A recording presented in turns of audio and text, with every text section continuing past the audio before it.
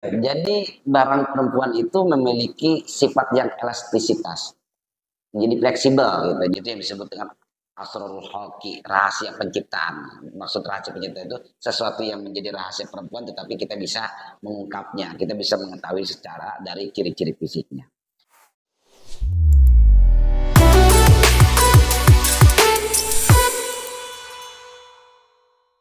Nah, untuk sekarang kita masuk ke dalam bagaimana ciri-ciri fisik perempuan dihubungkan dengan karakter, Bang Jajan.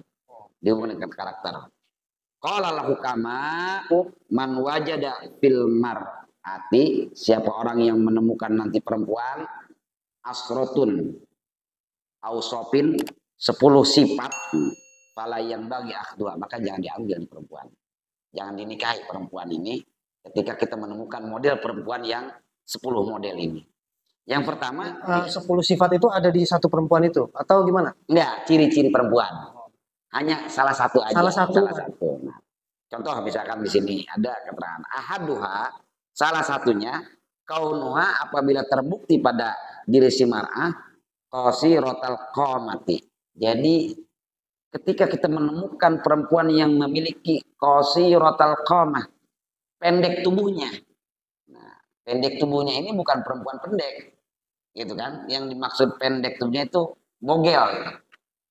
Boncel. Ya sekitar 155. Nah, yang di bawah standar. Di bawah standar dia kecil.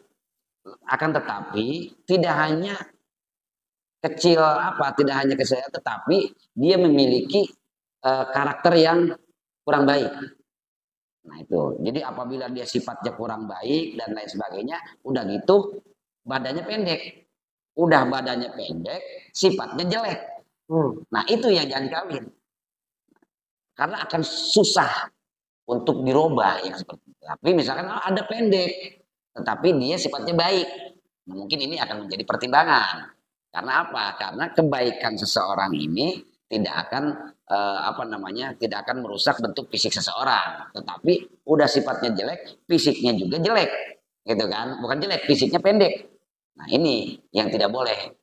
Model yang seperti itu akan susah untuk diperbaiki oleh seorang suami. Makanya jangan diambil walaupun demen banget kan. Bisa kaya raya ini perempuan, kita ketemu perempuan pendek. Kaya, waduh dia pengusaha, warisannya banyak dan sebagainya. Ambilin dah, katanya bogel-bogel kita kawinin beda. Gitu kan kita, karena melihat hartanya. Tetap nggak boleh, karena apa?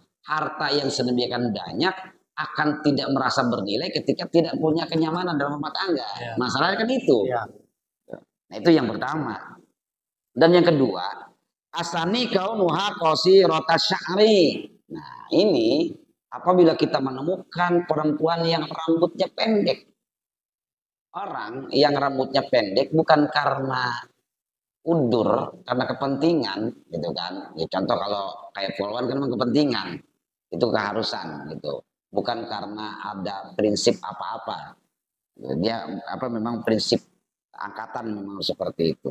Tetapi perempuan yang tidak punya kepentingan itu, gitu kan, rambutnya pendek. Nah, itu karakternya kurang baik. Karakter perempuan yang rambutnya pendek itu kurang baik. Jangan kita ambil untuk menilai. Ada juga yang beranggapan bukan perempuan yang berambut pendek karena dipendekin, bukan. Yang beranggapan bahwa ada perempuan yang memang dari bawaan dia tidak bisa bertumbuh rambut panjang. Oh, ada yang begitu ya? Ada yang begitu. Nah, ini ada dua pendapat. Ada dua pendapat. Apakah yang dimaksud perempuan itu karena dipendekin, gitu kan? Atau karena memang ada yang beranggapan tidak keluar rambut. Tetap pendek, dia tidak bisa panjang. Tapi dan pendeknya pun seberapa ini pendeknya? Nah, karena memang mungkin kodrat perempuan itu rambutnya itu memang harus panjang, gitu kan? Dan mungkin ketika pendek akan mempengaruhi secara psikologis, akan sama dengan takut kejiwaannya itu terkontaminasi dengan jiwa laki-lakian barangkali kan gitu, khawatir mungkin seperti itu. Kenapa? Perempuan itu terkesan memiliki sifat yang halus. Kalau dia rambutnya pendek, mungkin takutnya kan dia menjadi kasar karena bawaan fisik yang seperti laki-laki. Apakah seperti itu kan kita tidak tahu. Yang jelas ini larangannya seperti itu. Begitu. Karena bisa jadi kan ya, bisa jadi. Karena ada banyak orang yang misalkan ada perempuan yang sudah terganggu kejiwaannya, gitu kan, akhirnya dia menampilkan diri seperti laki-laki, gitu kan, walaupun dia tidak bersolek seperti perempuan, tidak seperti lelaki, tetapi rambutnya sengaja dipendek. Nah itu barangkali takutnya seperti itu, nanti hilang jiwa keperempuanannya. Ini maksudnya perempuan yang pengen jadi laki-laki kali gitu. Kayaknya seperti itu kali ya. Tapi bukan berarti perempuan tomboy juga. Kalau Bukan tomboy kan iya. ada yang rambutnya panjang ya. Betul. Hah? Jalur gitu. Ya itu, ini mungkin karena hanya kekhawatiran dan hasil riset mungkin sekian persen gitu kan, perempuan yang berambut pendek tanpa ada kepentingan gitu kan, mungkin sedikit terganggu kepribadiannya barangkali. Itu akan sama dengan lelaki kayaknya, yang apakah disebut tomboy dan lain sebagainya, saya nggak tahu juga itu. Selanjutnya asal isu, dan yang ketiga adalah rafi'atul jasadi. Nah, yang ketiga itu apa namanya di sini? Orang yang tinggi, rafi'ah berarti tinggi, al jasadi tubuhnya. Tubuhnya itu tinggi. Perempuan yang tubuhnya tinggi, nah itu tidak baik. Udah lehernya tinggi, badannya tinggi. Karena apa? Karena nanti di sini akan kita terangkan gitu kan, di bawah ada tipe-tipe perempuan nih, Bang Cecep. Perempuan itu ada yang disebut dengan tipe perempuan ananah. Ananah itu perempuan yang banyak mengeluh. Nah, perempuan yang banyak mengeluh itu apa sih? Mengeluh banyak masalah dalam tubuhnya. Begini, aduh. Sekali kita ketemu sama perempuan, apa baik dirasa disebutin. Oh gitu. Gitu kan. Nah, bukan mengeluh karena dia hidupnya. Bukan, dalam hal ini susah atau apa? Bukan. Si ananah ini adalah orang yang mengeluh yang ada hubungannya dengan fisik. Oh. Ada tipe perempuan yang begitu. Nah itu jangan dinikahi, karena apa? Itu nanti akan mengganggu pemikiran seorang suami. Gitu. Biarkan kalau memang dia banyak penyakitnya mah keluarganya aja yang ngurusin. Gitu kan, jangan dikawin sama kita. Gitu. Maksudnya. Terus yang kedua manana. Tipe perempuan yang disebut manana, suka mengungkit pemberian atau pertolongan. Ada nggak nih perempuan yang seperti itu? Ada. Nah, ada perempuan baik, itu kan, banyak ngasihnya ke lelaki, tetapi ketika ada problem dia ungkit. Nah, diungkit-ungkit pemberiannya, nah, itu namanya manana. Terus ada perempuan yang disebut hanana. Perempuan hanana ini adalah perempuan yang penyayang, tetapi dia tidak mentasarufkan rasa sayangnya kepada suami. Dia malah lebih menyayangi mantan istrinya, lebih menyayangi lelaki orang lain. Jadi banyak memberi kepada orang lain, banyak memberi ke lelaki lain ketimbang memberi kepada suaminya. Nah itu perempuan yang berbahaya. Nah, itu yang berbahaya untuk dinikahi. Terus ada perempuan muktoli'ah, selalu minta cerai kalau bermasalah. Jadi dikit-dikit cerai, dikit-dikit minta cerai, dikit minta cerai. Nah itu ketika ada problem dalam rumah tangga, selalu udah gue nggak suka, ceraiin aja, cerai. Nah itu jangan. Nah itu jangan sekali-kali dinikahi ketika perempuan, misalkan kita menikah janda gitu ya, riwayatnya begitu, jangan. Nah itu. Terus ada perempuan mubariyah.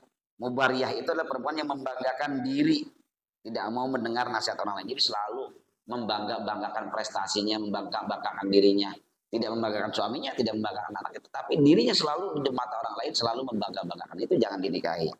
Terus ada perempuan yang disebut sahbaroh, lahbaroh, nahbaroh, laput, itu kan barokoh, hadakoh. Nah itu perempuan yang disebut sahbaroh itu perempuan yang matanya kelabu dan buruk lisannya. Ada perempuan yang matanya kelabu ya. Sayu kali ya. Mungkin itu kali. Ah iya. Terus lisannya buruk. Terus dia penyebar gosip. Nah itu. Jadi ada perempuan yang punya karakter matanya begitu tadi, kelabu, terus sifatnya selalu menyebar gosip, sifatnya lisannya selalu tidak baik dalam berucap. Nah itu yang disebut wanita sahbar namanya. Memang ada orang yang kalau saya perhatiin dari pergaulan itu ada aja gitu perempuan yang dia kayak secara alami dia ngomongin orang gitu, bawahnya begitu. Gitu. Nah itu yang begitu. Jadi itu mungkin kategorinya adalah perempuan sahbaroh namanya dalam kitab ini. Kita nggak nanya juga dia ngomongin aja gitu. Nah, iya. Jadi lisannya itu enggak anteng kalau enggak ngegosip, enggak nyaman. Nyamannya itu selalu menggosip. Nah, itu tipe wanita yang disebut wanita sahbaroh. Nah, yang masuk ke dalam perempuan tadi yang tinggi badannya, rafi'atul jasadi, itu tergolong kepada wanita yang disebut lahbaroh. Nah, tinggi kurus, udah tinggi kurus. Nah, iya, tinggi dan kurus dan sakit-sakitan. Udah tinggi kurus, banyak penyakitnya. Nah, udah gitu malas, nah jangan. Itu takutnya kan begini, takutnya kita itu kan ada orang yang tadi tinggi kurus tapi nggak malas ada. Nah ini kalau udah tinggi kurus, terus kita kita lihat riwayat fisiknya kesehatannya dia agak kurang baik gitu kan, udah gitu mau orang juga kagak rajin. Emang kebanyakan orang yang tinggi kurus tuh nggak rajin. Coba kita lihat aja riset lapangan misalkan, yang rajin-rajin dulu orang yang badannya gede-gede, orang nggak? Iya kan? Ibu-ibu yang tukang masak kan badannya gemoy-gemoy. Itu baguslah bahenol gitu. Orang yang yang memiliki badan tinggi kurus emang rata-rata ngedul sih. Ngedul.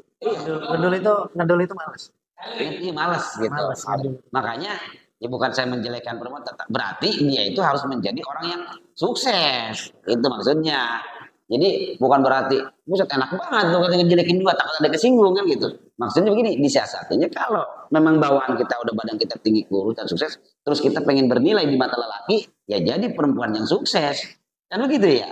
Itu akhirnya ada kelebihannya di situ. Karena ini kan kita hanya berbicara tentang karakter saja. Karena karakter itu bisa tertutupi dengan sisi lain dari keberhasilan kita. Ya.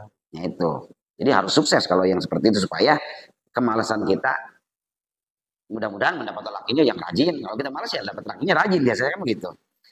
Terus ada wanita, nah contoh tadi seperti kosi rotal koma. Jadi wanita yang tubuhnya pendek itu namanya tergolong ke dalam wanita yang disebut mahbaroh, boncel, jelek akhlaknya. Itu. Jadi kalau kita ketemu perempuan yang kecil itu namanya wanita mahbaroh. Terus laput. Nah, di sini laput itu berarti janda yang banyak anaknya. Nah, makanya di sini terangkan mutallaqatu min ghairihi. Nah, apabila kita menemukan perempuan yang sudah ditolak min ghairihi oleh lelaki lain, berarti statusnya janda. Nah, janda yang mana? Memang kita kalau dianjurkan menikah itu kan harus dengan perawan. Bukan dengan janda. Nah, ketika kita menikahi janda juga memang tidak menjadi masalah. Akan tetapi jangan kita nikahi janda yang dicerai oleh suaminya. Tetapi di sini ada yang menggambarkan apa? Ada yang menggambarkan janda yang banyak anaknya. Tetapi walaupun tidak banyak anaknya, ada yang kita jangan nikahi janda karena dia ditalak. Bisa jadi kenapa dia talak? Apakah dia wanita yang kurang baik atau wanita yang bagaimana, kan kita tidak tahu. Ya. Gitu kan? Kecuali janda mati misalkan. Nah, ini tidak tercantum di sini. Tapi kalau janda yang memang ditalak oleh lelaki, nah ini tanda tanya kita. Kenapa dia sampai ditalak? Kan begitu. Tetapi ada yang mengatakan maksud daripada mutallaqatu min ghairi, janda yang ditalak lelakinya itu di sini adalah janda yang banyak anaknya. Itu. Kenapa janda yang banyak anaknya jangan kita nikahi? Gitu kan? Kita jangan cenderung pengen nikah dengan janda yang banyak anak. Bukannya bagus kita misalkan menikah dengan banyak anaknya. Ya memang bagus, tetapi dikhawatirkan si istrinya itu akan cenderung sibuk merawat anaknya, tidak memperhatikan suaminya. Itu maksudnya. Sementara kan yang namanya kita menikah, apalagi ada masa-masa di mana kita membutuhkan perhatian khusus dari perempuan. Perempuan banyak anaknya, akhirnya kita kurang kengeh. Kan gitu. Kalau kita kurang kengeh sama perempuan, ini kan ntar ujung-ujungnya kita nyesel. Nah itu maksudnya. Ya, saya sih lebih cenderung ke sini, ke pemahaman ini. Jadi, oh iya memang gitu kan. Jadi, terus bagaimana dong, kesian ada janda banyak? Ya jangan kita nikahi, kita santuni aja kan gitu saja. Jadi TTM aja kali ya. TTM gitu. Jadi ujung-ujungnya mecing gitu. Iya. Zaman dulu istilahnya TTM. Iya. Nyantuni kita ujung mecing. Nah, waktu kan begitu. Jadi janda yang banyak anaknya mah ya makanya kita wajib kita lindungi dan wajib kita santuni. Ketika pun kita memang kelebihan harta ya silakan nikahi. Tetapi ketika kita masih menjadi biasa-biasa saja, nah, hindari dulu menikahi dengan janda yang banyak anak. Kekhawatirannya kurang perhatian. Iya, betul.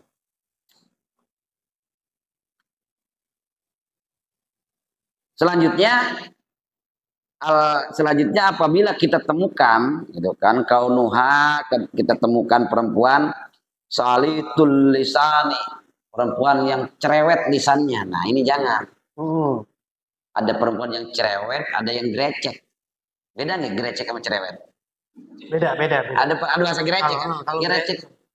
Kalau grecek itu dia emang apa ya namanya suka ngomong aja gitu. Iya, Kalau jadi, cerewet itu kayak orang ngomel-ngomel gitu. nah, ya mungkin begitu. Jadi orang cerewet itu cenderung memuat emosi ya, cenderung memuat emosi. Jadi apapun jadi cacian, apapun jadi marahan, apapun jadi komentaran yang membawa amarah, identik dengan amarah. Nah, itu.